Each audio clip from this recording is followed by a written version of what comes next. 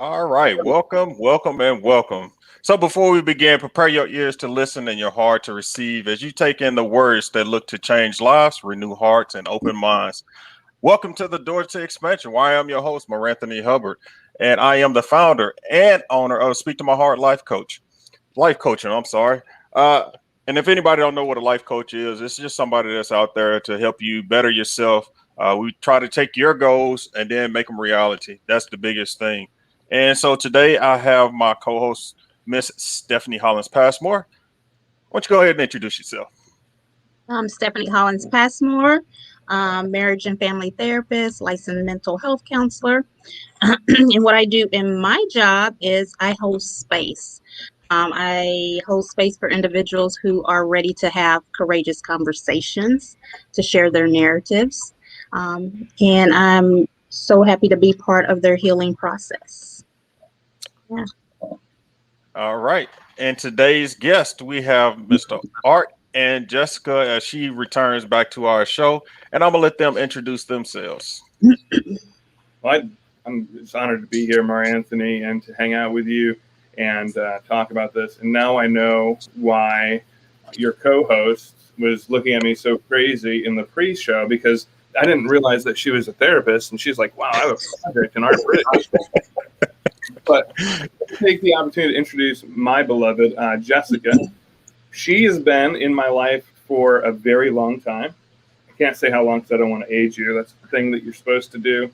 But a very, very long time. I'll just say it that way. And we've been married for almost 19 years, right? Mm-hmm. Yeah. We're coming up on some big 20th anniversary. She is a counselor. She is a pastor. She's my pastor. She is a woman of wisdom. She's a leader in community. She is the mother of mothers, and like the Moab, but mother of all. I can't say that word. There it is. So she's a home educator, and she's been probably my counselor. You're not allowed to be my counselor, but you've been doing that forever. And like our children are incredibly gifted, smart, kind. In fact, we just got a compliment from my son sticking up for somebody because my wife teaches our children to stand up for people that can't stand up for themselves. She's just everything that you could imagine in excellence. And I'm the benefit. And I'm the exact opposite. So I'll let you introduce me. This is the Arthur Briggs. My husband has served in our military for almost 20 years in many different capacities. He was enlisted Army for about 10 and a half, and we've crossed over, and he serves as a chaplain now. And it is his honor to walk with people through the hard things in their life in our military communities. His job is marriage related. He runs marriage retreats and leadership conferences and things like that. So we serve a great deal in the military marriage space, and have really learned how to do marriage, which is already hard enough, but marriage with heroism, because we're also doing it with all of the hurdles that the military brings our way. So he's been faithful to walk with thousands of people in many branches of service through what marriage looks like, and even just what good leadership looks like in the military. I forgot to mention, like, we have to credit the timeline, right? So 19 years of marriage, and Jessica says the only reason we've made it that long is because I was gone for 5 years. There's also pluses, according to Jessica, of military marriage. Well, let's hear about your love story. Oh yes, go ahead, love. Very unconventional love story. It's conventional for the military, though. I met my husband in high school. We did not date in high school. The first time Art talked to me, he told me as a 9th grade boy that he would marry me, and I told him in his dreams. And here I am in Hawaii, dreaming. And about 3 years after that, we became friends, my senior year of high school. Best of friends. Sorry, Camille. And from there, kind of just forged a care for one another. But then I went away to college, and he graduated the following year and went in the military.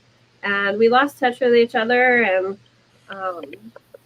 then 9/11 happened, and my mom is kind of like the hometown heroes person, and she sent all the local service members like a little care package, and Art was a recipient of that and saw my mom at a Christmas concert our brothers were in high school and said thank you, and my mom gave him my phone number. Without permission. Without permission. That's cool. So we reconnected a few years later and kind of picked up where we left off and fell in love very quick. Listen. I was 18 years old and just out of basic training. I was about 45 pounds lighter than I am today and very muscular. And I looked like a crisp dollar bill. I don't know if you ever seen come out of basic training. But she fell head over heels in lust with me. So we had a very short dating time. We were engaged like in 3 weeks and married about 6 Wow. And so while we're talking about marriages, though, in the military, like that part is kind of typical. It's very typical. Yeah. I lived in the barracks. I was in a room with like 6 other dudes, and you wouldn't believe how excited I was to be in one apartment with the beloved of my life. Like I was super excited. So I absolutely applied pressure to let's get this ball rolling. Like I can get out of these bees and stop eating at the chow hall, because life changes in the military from living in the bees to having your own space with your family.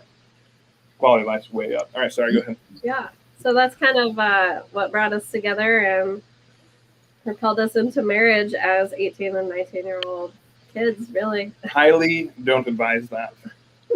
Yeah. Turns out men aren't fully matured until 25. That's why your car insurance is so high until then. You don't make good decisions. And I didn't either. I just got really lucky. Well, and I'm glad you brought that up as far as, talking about military and that age, whenever most military people get married, and the reason why they get married. You know what? I want to get out the barracks, so I'm finna get ready to get married. And we always see what that ends up like. I did a little deep dive research on the divorce rates in the military versus being in the civilian world, and it's actually the same. It was odd to me because, of course, being in the military and then seeing how many marriages that I didn't see just go down the tube, I was thinking, oh, well, maybe it's more, but no, not really. And then the other portion I looked at and I seen it was between 5 to 8 years. So if they can make it if they get up to that point right there, that's usually the breakup point right there. Yeah. And that kind of astonished me.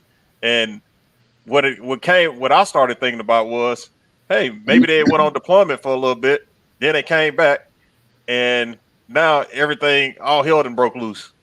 More, sort of say. Yeah, for sure.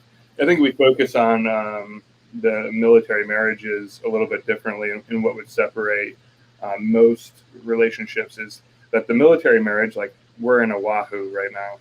Yes. Sacrificing for our nation. Thank you, U.S. Navy. Sam. It's a real rough tour. Anyway, the reality is we're away from our friends and we're away from our family. We have community that we've built already, and Mariantha, you are part of our community in Maine, and we value our time, our relationship with you tremendously. But if we were to go through a divorce here, my spouse would have to move, and I would lose my children, and I wouldn't have my brother or my mother or father to turn to, or whatever the community I grew up in, if that works for some people. So our community is always transient. So I think that's like, when you talk about the emphasis on why military marriages are so crucial, is it's part of the holistic makeup of the service member and the spouse, right? And so it's just a different challenge, for sure, when a marriage ends in a military setting, if that makes sense. Yeah, I think what you're saying is you don't just lose your spouse, you lose your community, you lose your support system, you lose your bread and butter, your insurance. Like, walk away. When you walk away, or if you walk away, it's at great cost, which I think all divorces, if you have to walk that road, but it's a different level, because we really do make a life separate from what normal civilians make their life of. Yeah, and some civilians do move around the country, take different jobs, but yeah, I mean, by and large, I think it's a military thing. Yeah. That's good. So what kind of geared y'all to start working with military families? Oh, Mar Anthony, I am a train wreck of humanity, as you know. If our marriage is successful, it's 99.9% Jessica and 0.1% Jesus. And that's all you need of Jesus, right? It's just that 0.1%. But in reality, like, our marriage has been a struggle ad nauseum for Jessica. For me, it's been really easy. But in reality, like, it was so hard. It's so hard to be married, period. It's so hard to be married to somebody and then go through a period of time where you're not with them and then you are with them. And they change and they have a whole new set of friends, like all of these things. And as you progress in leadership, as you did, and Stephanie has, you begin to care for people on your right and left and make sure that they're getting what they need.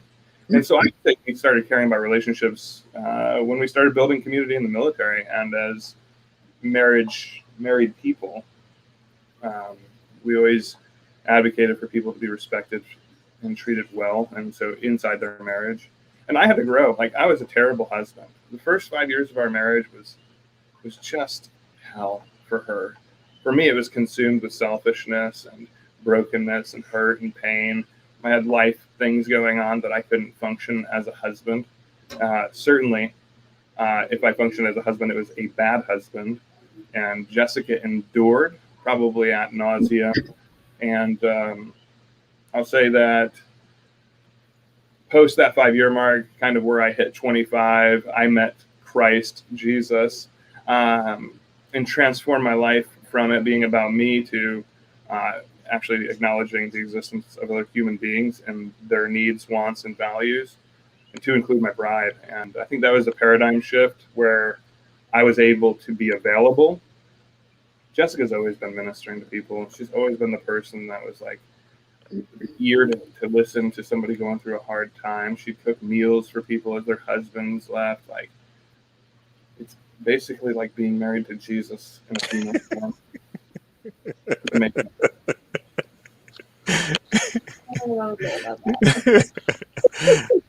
I can't with him. I know. Listen, we keep that Just water. scoot over a little bit, Jessica. Just scoot over just a little bit. Okay. You feel that lightning coming? Right? You heard me. I keep vats of water in the house at all times. You know what, right? I'm waiting for that first miracle. Man, oh man. So Jessica, what type of I guess enjoyment or fulfillment do you get out of this? Me? Is this me? Is that what you just did? All of that. What fulfillment do you get out of this? No, not him. I'm just saying. I'm talking about in the aspect of helping others. Oh, I was really interested. I thought this was gonna be like, yeah, that's my man. I'm sticking by. Yeah. I think the joy or the fulfillment in it, and what we've really learned in almost 20 years of marriage, is that we can value one another as human beings without attaching expectations and roles to each other. I feel like a lot of marriage material and books out there really focus on like, well, you should just do this role and that will make you a good husband or a good wife. But what has really worked for us over time is learning to value who we are as individuals and seeing that as a strength in our relationship. Like, I think that's when we fall in love. We fall in love with the person. We don't fall in love with what they could do for us necessarily or what they'll become to us, but we just love them as they are, for who they are. You know, when we make lists, or at least when I was young, as like a teenage girl, you make a list of like what you want in a partner someday. And even grown-ups do this too, if they're still single. it's usually character we're looking for, character attributes in a person. But what happens is we forfeit who we are to then, like, oh, I'm married now, I have to do like wife things and husband things.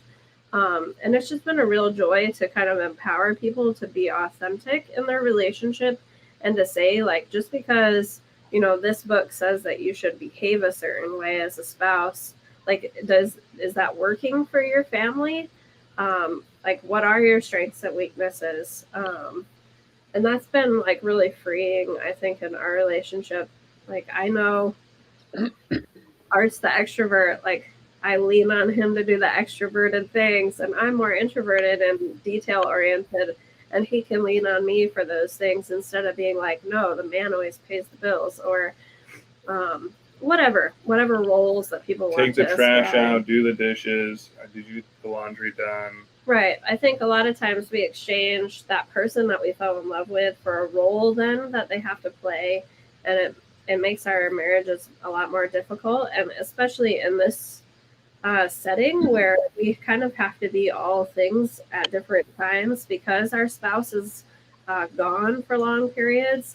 That really helps to ease that transition when you're coming back together, instead of being like, okay, you're home now and you need to take this over and you need to do this and you need to do that, or them coming back and criticizing, like, why is it like this and why is it like that.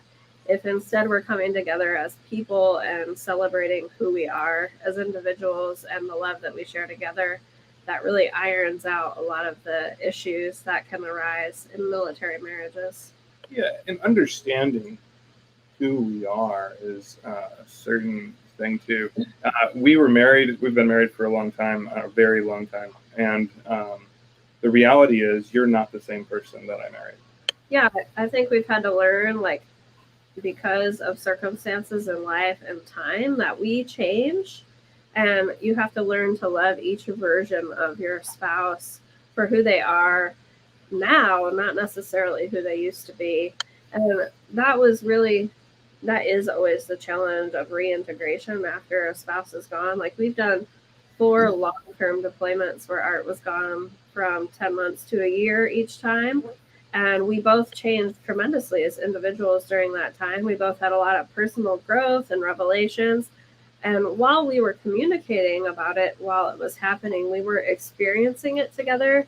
So we really had to learn how to do that one-on-one once we came back together and really process that change. And then after we've talked about that change, just learning to love and respect that individual for who they are now.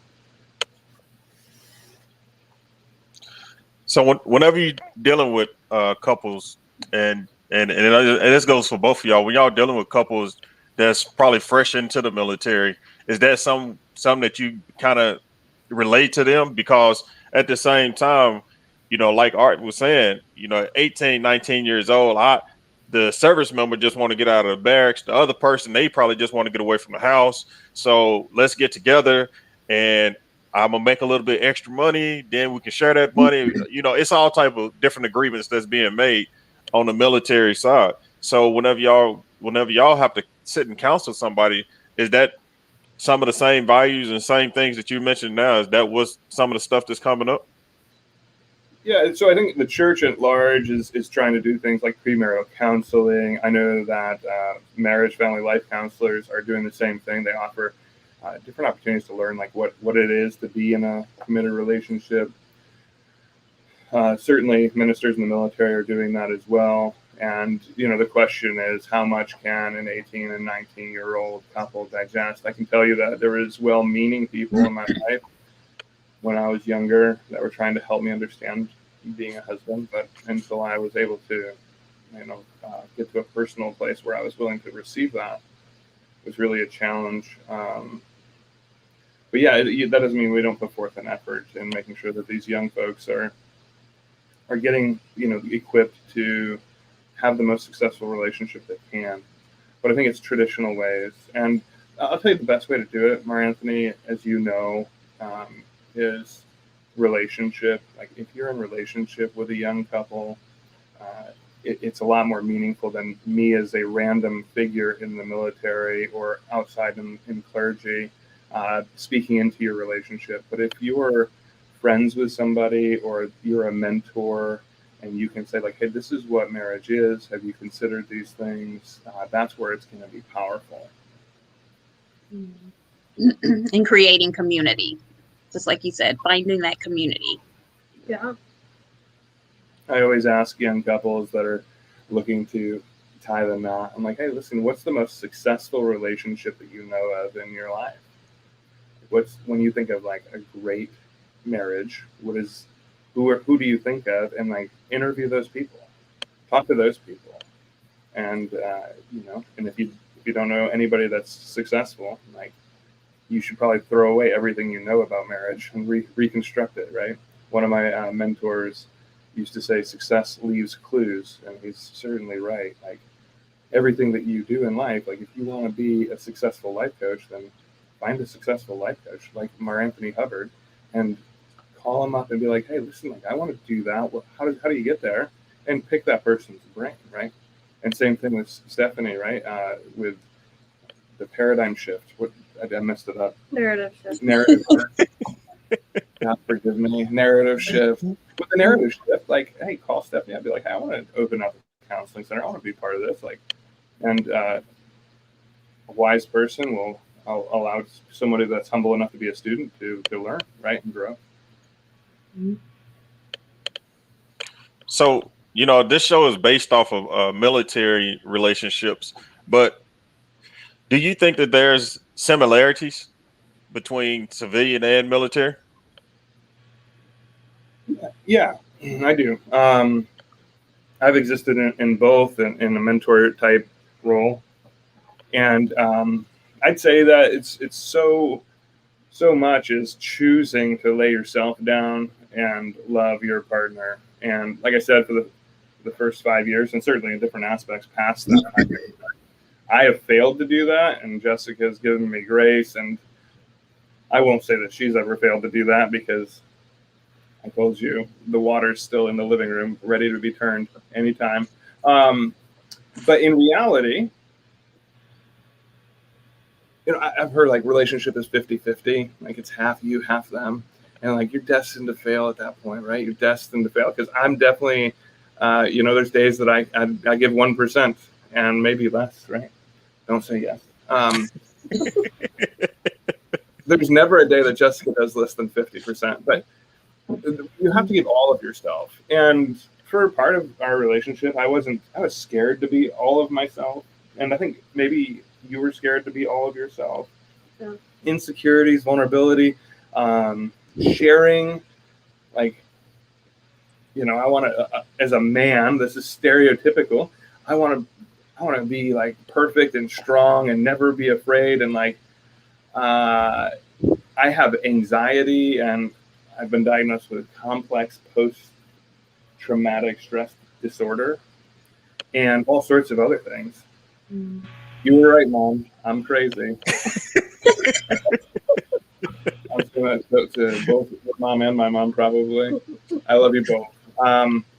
The difference is, like, I didn't like actually grab a hold of those thoughts, and I was scared to share them with the person that loves me the most in the world, because there's shame associated with those things. And like, as I've been able to work through those and be vulnerable with her, she's like, hey, what's going on? She knows me better than I know myself. And she'll be like, no, you need to go sit down and take a deep breath.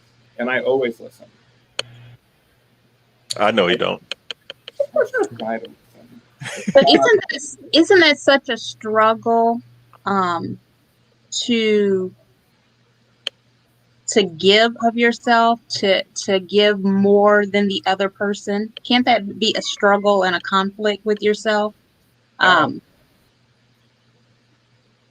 yeah. Yeah, I mean, it's taken lots of years of working through those seasons of extending forgiveness for those times, and also for really setting healthy boundaries to say, like, I can't always be the one that does this for you. Like, you need to seek a counselor for a season, or Hey, I really need you to be this for me because I'm struggling right now.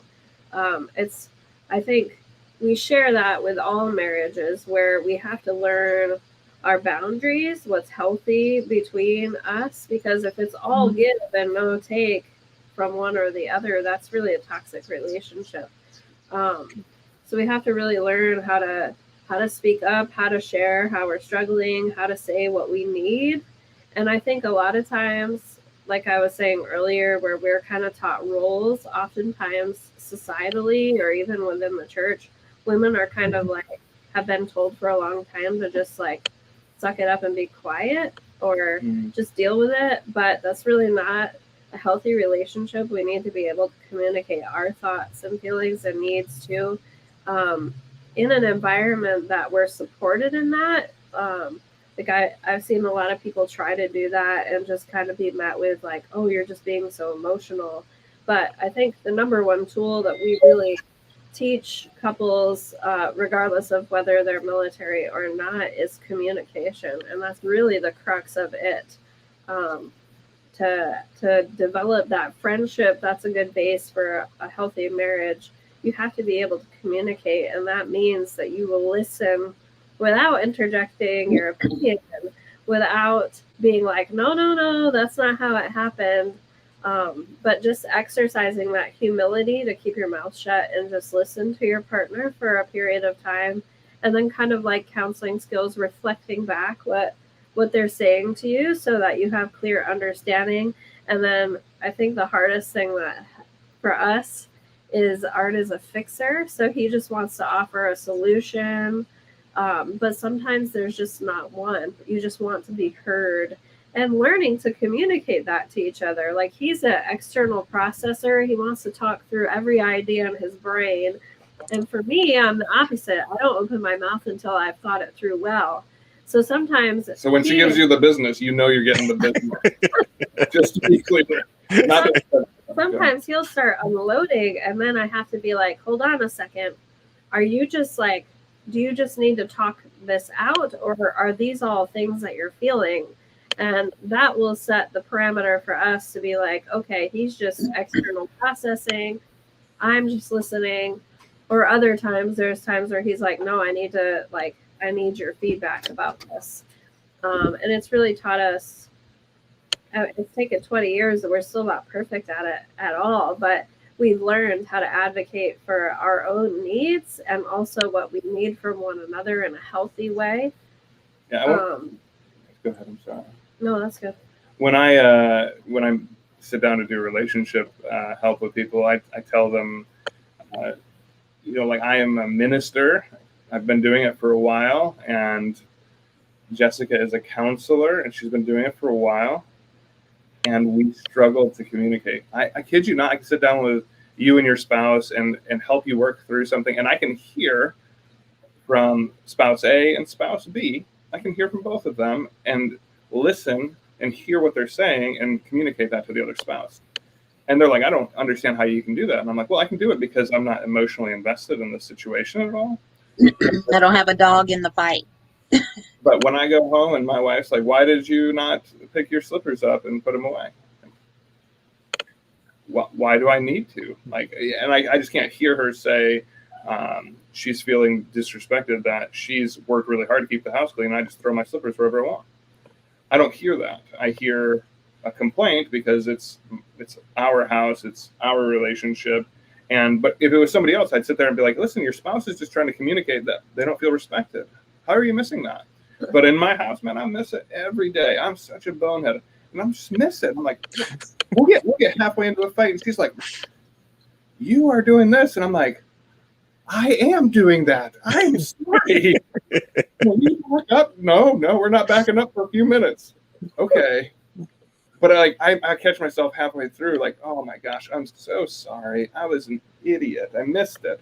You were trying to tell me this, and I didn't hear you. Yeah, I mean, communication is definitely like saying clearly what you are thinking and feeling, but communication is also 50% or more nonverbal. So we have to learn to read between the lines, so to speak, in that communication to really hear. Like most of the time when we air a grievance or we have a frustration with our spouse, we're not like this, and this, and you making me feel like this. Like, we're kind of just bring the issue forward, and then that can instigate conflict.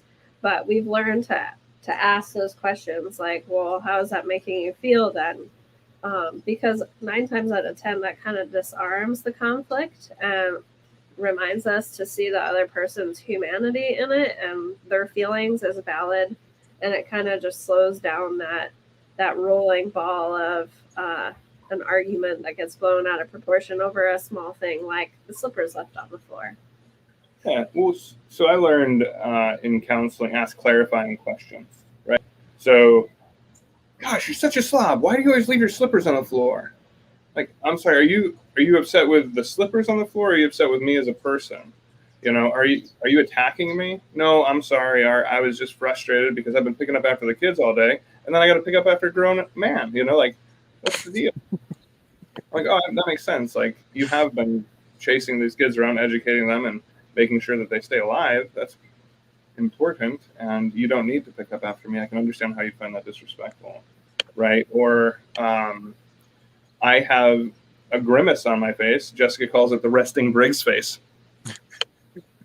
I don't know what you call an RBF, but that's what we call it. And I'll just kind of have a demeanor, and Jessica will assume that I'm angry. Why are you so angry? I'm like, oh, not angry. Just sitting here chilling. And it's a good question. Why are you angry? Instead of assuming I'm angry. And then when I'm like, get up and I start doing the dishes, she takes it as I'm unhappy that the dishes aren't done or whatever it is. We do it. 90% of communication is non-verbal. 90% is the estimate the last time I knew, which was a long time ago. So that might not be accurate, but it's somewhere around there. And the reality is, we do need to be very aware. And if you feel something, it doesn't necessarily mean that's what the other person meant. I can tell you that 95% of our fights have been because I assumed something or she assumed something about what I said or did, or what she said or did. And that's when the fight begins. It's like, ask the clarifying question. Did you mean to hurt my feelings? Oh, I hurt your feelings? How did I hurt your feelings? You said this and I took it this way. I am so sorry. No, I did not mean to hurt your feelings. And it just pumps the brakes, brings the temperature in the room down. And it's like, oh, wow, you value me and you were willing to stop and ask what I felt, why I felt that way. It's not easy to do that. Because as soon as you're elevated, as soon as you're like in it, you know, your blood pressure goes up a little bit, your heart rhythm goes up a little bit, you're like, there's nothing good happening. You got to bring it back down. Well, I think the thing is, though, what would somebody learn something like that? Yeah. I think just taking it back to real basics, like when you feel yourself having an elevated heart rate and getting worked up in a conversation with your spouse like that, it is really healthy to say like, hey, we need to take a break and come back and talk about this in 15 minutes. There's like lots of brain research now. We have so much good information that's teaching us better ways to have relationships. And when we're elevated at that fight or flight, starts like rising in us, we can only think with our lower brain, which has like an IQ of like 60.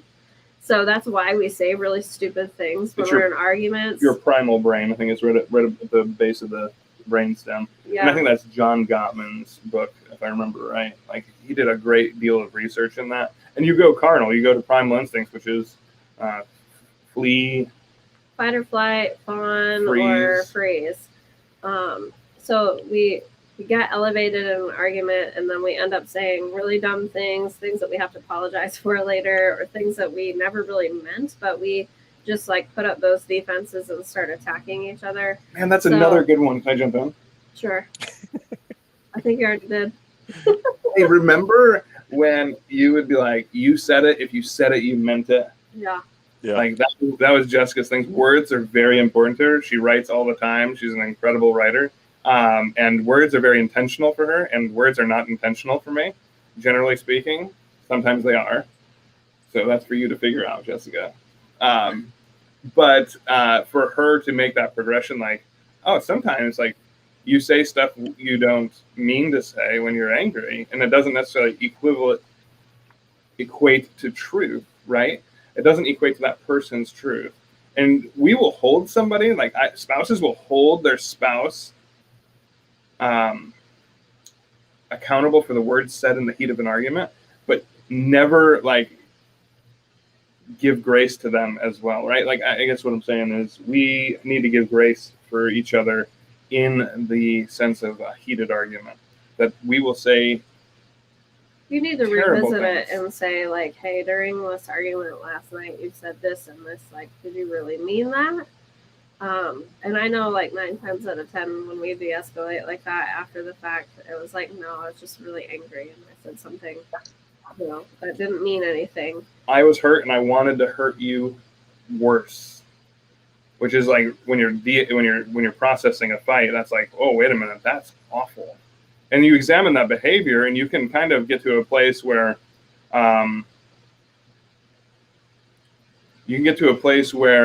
you change your behavior in the future because you process the fight. And I think that's one of the biggest things right there. Whenever we mention communication, that communication piece, meaning after, yes, you had a fight because of lack of communication, but whenever you come back and approach that the same thing and be like, hey, how y'all mentioned, this is the reason why I said that, or this is how I felt during that time period. And whenever you come back with something like that, to me, it strengthens the relationship a whole lot more than just letting it go. And I'm quite sure, you always hear the term, I'll forgive, but I won't forget. Right. And, but if you process it, you don't have to. You don't have to forget it. It's already said, it's already done. You put it out there. Y'all was mentioning, about past relationships. That's that looking in the rearview mirror instead of looking at the front. Instead of looking in the front, stop looking in the past. Yes, it happened. All right, we're gonna move on now. But as long as we talk about it on the reason why it happened, and then you progress. And I think Socrates that said, "A life not reflected upon is a life not living," and you're right. You can leave it in the past, but you do have to take the moment to examine why did we get in a fight, how did we fight, and if you don't take the time in a calm manner to do that, you will repeat that behavior over and over and over again. And I think it was Socrates. Was that right? Yeah. Look at me dropping quotes. That's awesome. Well, I think that's really the failure we see a lot in a military relationship is a lot of our life has to be like just put on hold because the orders come or they have to go to work or there's a field or they got called to duty unexpectedly. And a lot of times we just are like, oh, I'll sweep it under the rug. We'll deal with it another time.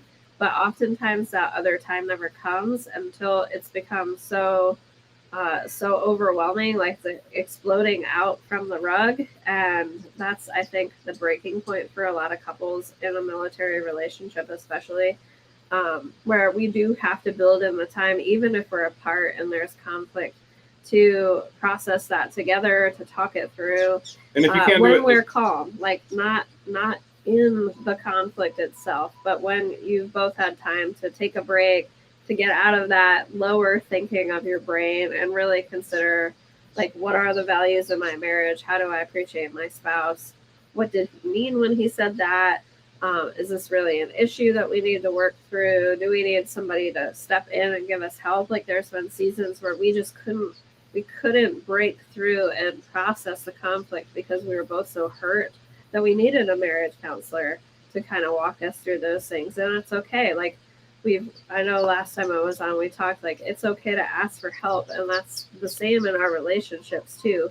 A lot of us coming out of households where maybe our parents were divorced or they didn't have a healthy relationship to model before us really need sometimes those extra tools to help us learn what it should look like in a good relationship. And it's okay to say, like, hey, we're not doing very well right now. We just need some help. Yeah, it's like it's a journey, right? Like if I could use an analogy, which is always a risk for me.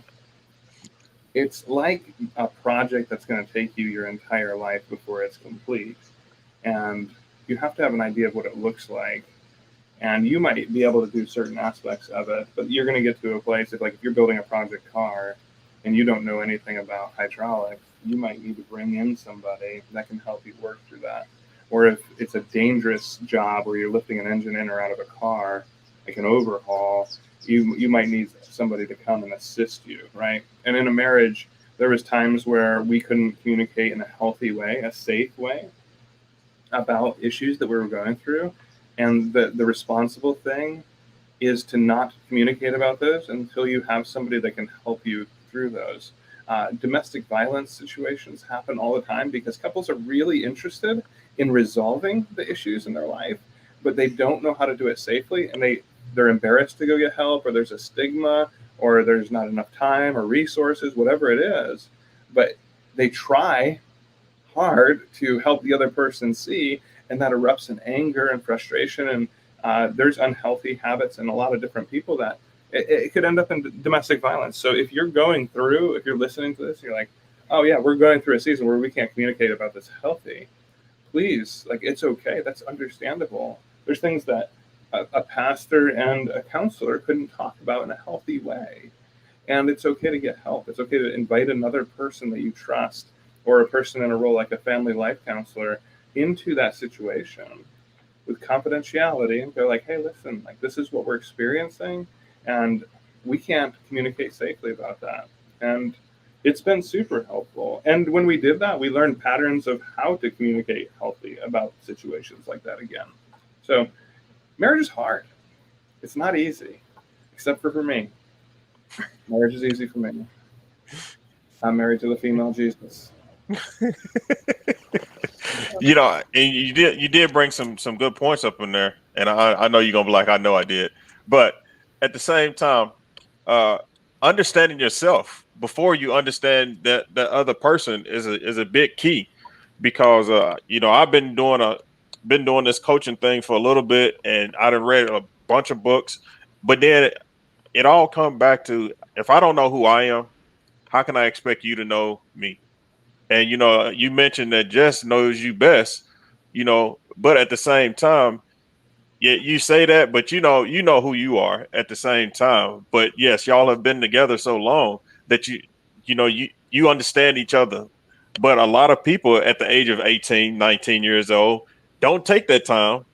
They don't understand what it is. And if I ask, you know, either one of them, say, hey, what do you think about this right here about yourself? And half of them probably be like, I don't know. So then, if I turned around to the other person and asked that same question about that person, they probably give me the same, soldier salute. Yeah, I don't know. So until you understand who you are, how can you expect anybody to know you? That's right. Yeah, I think that's a really important point.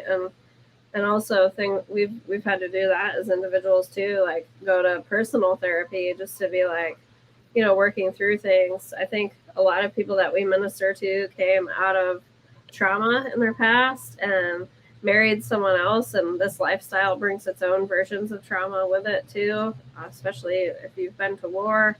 And we've had to work through those things as individuals so that we could communicate about them as a couple also.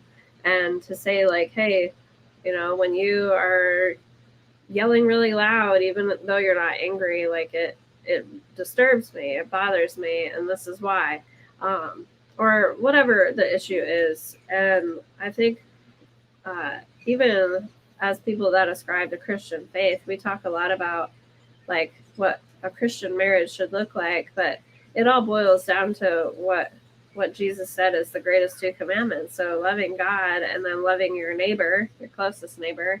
But it says as yourself. Howdy, so neighbor.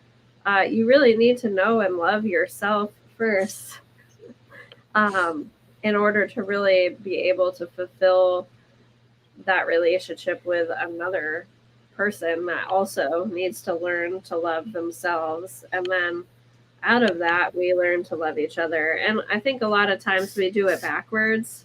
We fall in love with the idea of the person. And then it takes us a while to work out how we love ourselves. Mhm. Flies of wind. Not just love, but really that's where the trust and respect evolves from. Well, so it's love and acceptance, right? Like, Yeah, there's unconditional regard. yeah, there's parts of me like I don't love, but I've accepted them. And when you can do that for yourself, there's parts of Jessica I love.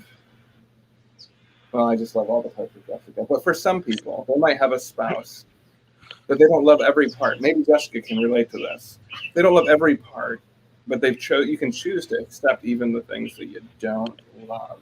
Yeah, I think there's a difference sometimes between love and acceptance when we say, like, you should have both things from your spouse at all times. And that's true sometimes. But there's been seasons where I had to say to Art, like, I love you for who you are, but I don't accept this behavior. Yeah. Or I don't accept this decision that you've made. And we've had to learn how to work through that difference of opinion, difference of choices. And it hasn't always been easy, but it was important to note, like, even though I don't agree with this, I still love you. I still value who you are as a person. And learning to kind of communicate through that. There's so much relational safety in that, right? To be able to say, like, I completely disagree with you, but I respect where you're at in this area of your life, and I'll leave space for you to believe that, or to I'll leave space for you to be that person that you need to be in the season of your life, but understand that I don't respect that portion, or I don't respect it. I feel differently about it, and you can respect each other in that and still move forward in a relationship. So many times we're like, if you don't feel this way, if you don't agree with me, we're going to stop this right now. Like, there's a religious, a political, a racial divide in America in so many different ways, and we've really cut off relationships with people because they feel differently about an issue. And certainly, I have been on the wrong side of this. If people are watching, they know who I am. And on the wrong side of it, meaning I have been mean to people that have different beliefs, or I've degraded them, or something like that. And if I did that to you, I'm publicly sorry. And we can disagree, and Jessica and I certainly disagree a lot, and still love each other and treat each other with respect. And I think that's like a thing that our society so needs, right? It's just to be like, okay, I understand that's how you feel, but like, let's eat this brisket, let's have some ribs, and let's throw down and have a good time, because it's okay to have different beliefs. It's okay to believe something different. You can still be in a relationship with others, and you can still honor and respect them. You honored and respected me when I definitely didn't deserve it, and sustained our relationship for the better because of it. And that prompts me to be a better person. Like, I need to do the same thing for you. Jessica's been my pastor for how long have we known each other? Since the ninth grade. Very long time. Yeah. She's been leading me and guiding me in so many different things. I'm very grateful. You're a woman of great wisdom and grace. A lot of grace. So anybody that's watching, you see all these compliments that Art is giving his wife. This is one of them things that that he's passing on to other people. So he's giving y'all a free lesson right now. Yeah, I think it's really easy to fall into negative patterns of behavior in any relationship, but especially in marriage, where all we end up communicating about is our differences and the things that irritate us about the other person. But I think a habit that we've been trying more intentionally to incorporate is taking the time to say the things that we appreciate and the things that we like and love about each other, because that's going to build the relationship a whole lot more than always being in disagreements. Yes, conflict happens. Yes, we need to know how to deal with it, communicate through it, address it. But we also need to remember, like, why we fell in love in the first place. We like this person. We love this person. And we need to remember to keep telling each other why. Somebody wrote on our we had like a picture at our wedding where people could sign it and leave wishes.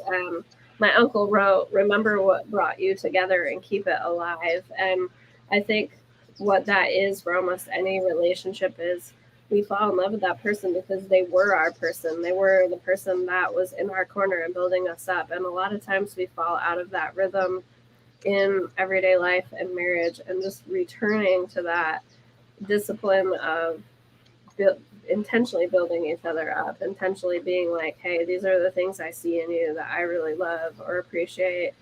And that really gives us a firm foot to stand on, and becomes a bedrock of trust in the relationship when things are hard.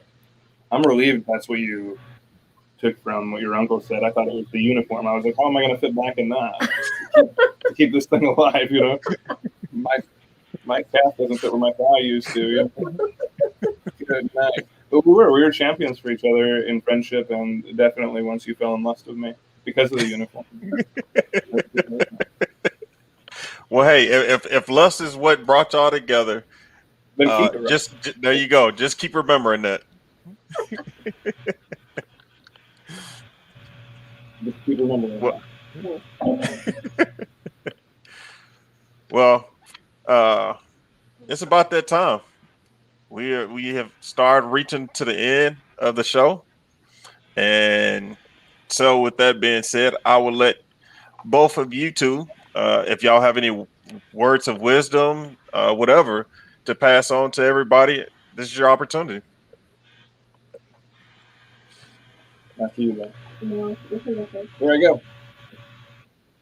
It's a lot easier to listen and hear your spouse than to fix it or to talk over or correct or rebuke. It's a lot easier to just listen and say, I hear this is what you're saying. You're upset with me because of this. You're exhausted because of that. You're the feeling and what they said there that was happening. Taking time to honor them, like that's what the relationships usually were built on, was this intimacy where we cared enough to stop and listen and then be like, I hear this. Like, wow, that's a lot that's going on. You don't have to fix it. 99.9% of the time you don't have to fix it. You just have to listen. And then if you want to, you can say, what would you like me to do? You don't have to assume that they want you to fix it or they want you to prove your point. Always assume what your spouse is looking for is connection. Oh, it's so good. I should get paid money for that. Oh, my turn. Oh. Unless you want Stephanie to go. Yeah, go ahead, Stephanie. We've talked a lot already. Stephanie's like, you're not the host. You can't tell her what to do. She's waiting for Brian. It's your turn to give wisdom. Yeah, I'm like faded out. So like I didn't hear what you said. So go ahead, Miss Jessica. I guess I'm on the spot, huh? I guess my encouragement would be to remember that the person that you're married to is a person, that you fell in love with who they are. We fell in love with who they are as an individual, and to not make sure that you're holding them to just be a role, that they really are still your person. You're my person.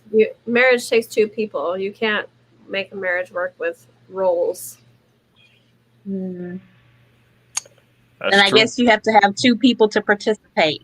So is it okay to exit if only one person is participating? That's a tough question. I think that answer, maybe for next time. Yeah. Yes and no. Yeah, I think it's both. Yes and maybe. Right.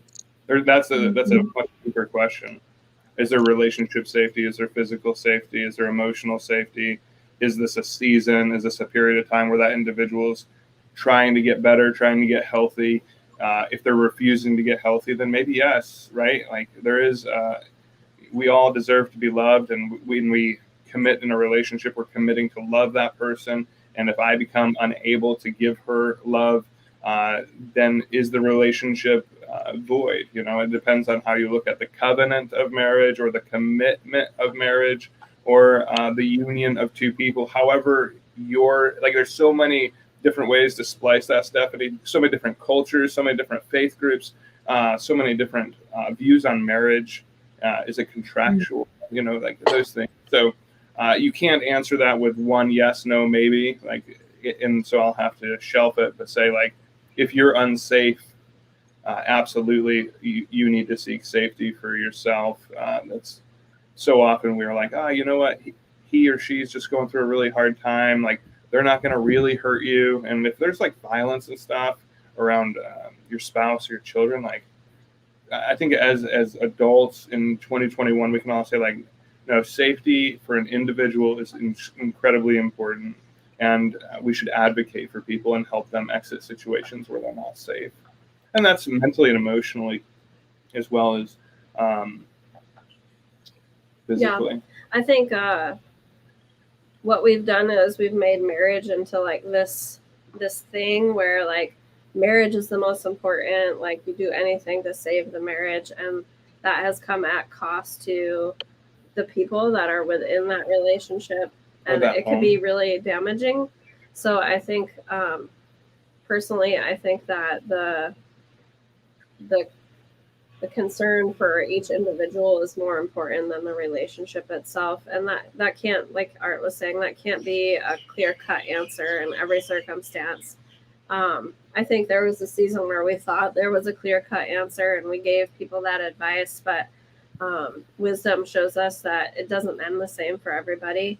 It does take two willing participants to work through issues, and that really got it. If we're going to make it a spiritual thing, I think God cares more about the individual than he does about the relationship. Yeah, we've watched good marriages fail. We've watched bad marriages be successful. We've watched people that shouldn't have stayed together stay together, and people that should have stayed together separate. And it's life. Like, being married is hard, except for me. It's easy.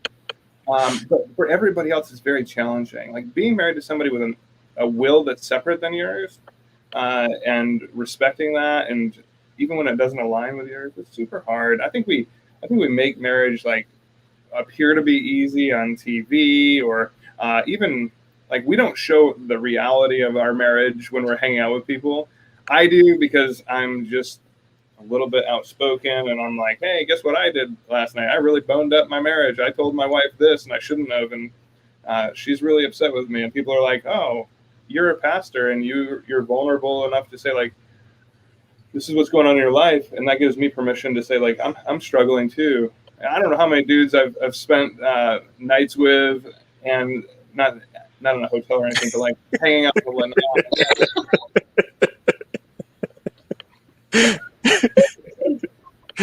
Thanks for clarifying. Hey, like we talked about earlier, I'm a very good-looking gentleman. I'm not.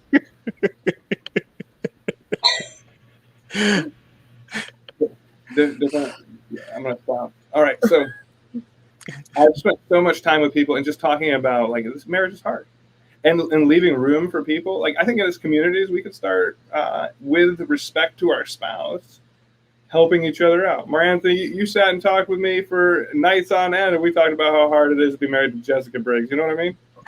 And you're like, oh, I think it's flipped. You know, you're the one that helped me see, like, maybe it's all me, and you were right. So here I am. No, for real. Like, we had some great conversations, and there's so much growth in those conversations for me and for you. I hope maybe a little bit for you. A lot for me. All right, Miss Stephanie, what do you like to leave the people with? All right. A quote by Stephen Covey. It says, the most important ingredient we put into any relationship is not what we say or do, but what we are. And that's where I'm going to leave it. All right. Okay. So, you know, I already brought one thing up, and for me as a life coach, whenever I'm coaching, you know, even if I'm coaching the individual or a married couple like that, I tell both of them, I don't like to coach both of them at the same time. And the reason why, as a therapist, that might be a great thing to do. As a coach, my thing is I want to make sure whatever your goal is set, that's where you're trying to go. And so I tell people this way: if two people are in the car and they're driving from trying to hurry up and get out of New York, and they're trying to go to California, which route are you going to take? One person probably want to go down south and visit everything down there. The other person want to probably shoot through Canada and go across that way. But guess what? You're only in one car. So if the goal is not the same, how's it ever going to work? And so that's how I kind of explain my thing if I'm coaching somebody, just to make sure, hey, if you're in the same car and you have the same goal, then yes, everything should work out. But if you're not, it's that time for you have to get on the same page. So that's the only kind of way you're going to go. Because I never seen a split up car before. So that's why I'll leave mine at. And I would say a happy marriage is a union of two good forgivers. That's my quote for today. So with that being said, I hope this webcast has allowed you to examine your perspective and ideas and philosophies and challenge you how you live amongst one another. So this has been another edition to the Door Expansion webcast, and we out of here.